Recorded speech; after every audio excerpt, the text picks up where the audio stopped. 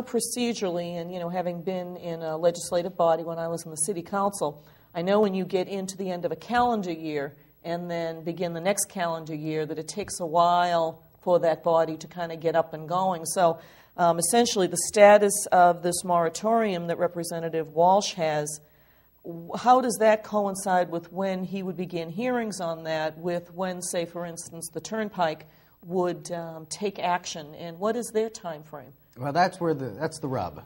Our legislatures are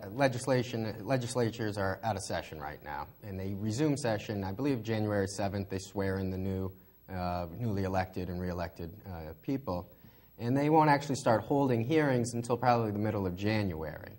Now, the way the proposed toll hike is going to be put into effect is that they had to give us a 21-day notice before the first hearing. And so that first hearing, as we mentioned, was December 10th.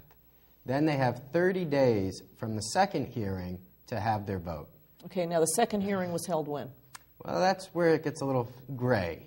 It could be considered the second hearing was December 15th. Okay. But because you have to have two hearings in the different regions, and so... Because you have the East region and the West region. Correct. And so they could have to wait until January 7th and then wait 30 days to vote on that.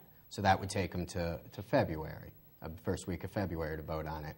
So we're currently looking, but unfortunately they haven't announced when that vote is going to take place, so we're pretty much left in the dark at this time. So there's a possibility they could actually take a vote then before any sort of hearings and the legislature is able to act on that particular initiative. Is that a fair statement? It is, and it would be binding, their proposed toll increase.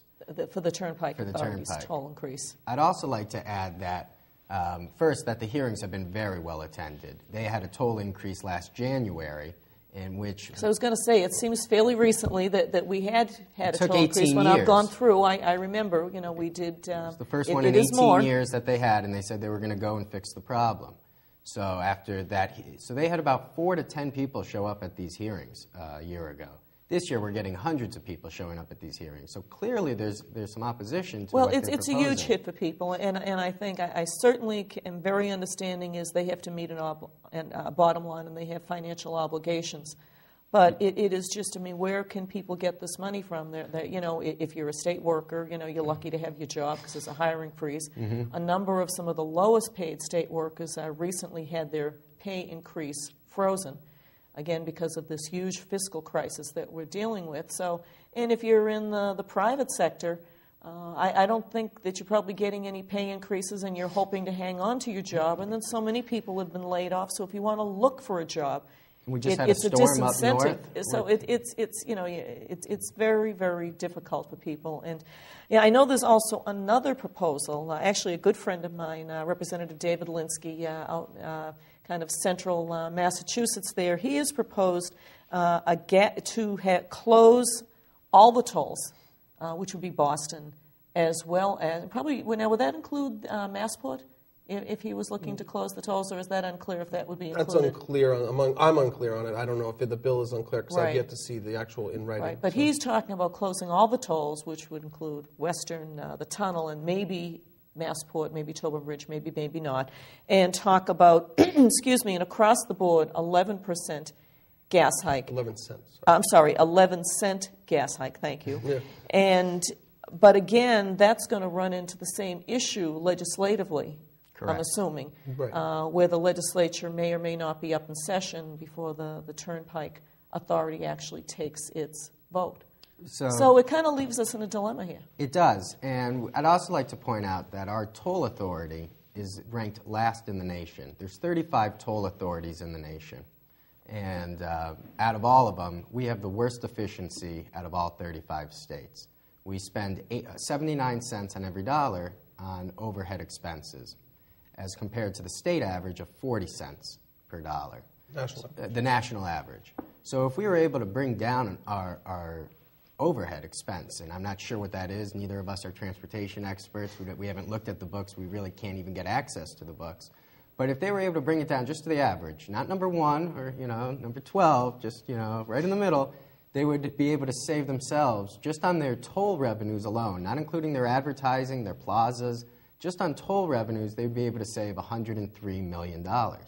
And we have proposed that they should look at some efficiency because, as you mentioned, people are struggling right now. We're not in any position to be asking people to pay more money. And as Mike mentioned, people are going to start defecting off of these roads, going on side streets. Side roads aren't made for that type of traffic. And I think one issue that we haven't talked about yet, we were talking about a little bit before the show, is the bridges that are closing. Oh. So why don't you speak to that? Because I know the Chelsea Street Bridge, right, to further complicate the people who would defect from paying the tolls. Right.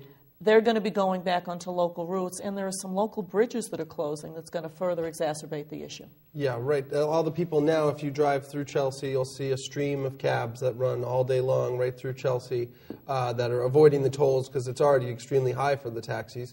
So when they're empty, they like to go around. So they go around, and you see just traffic backed up on the Meridian Street Bridge and on the Chelsea Street Bridge. But now they're going to close the Chelsea Street Bridge for a 24, 27-month project. Now, when is that going to happen?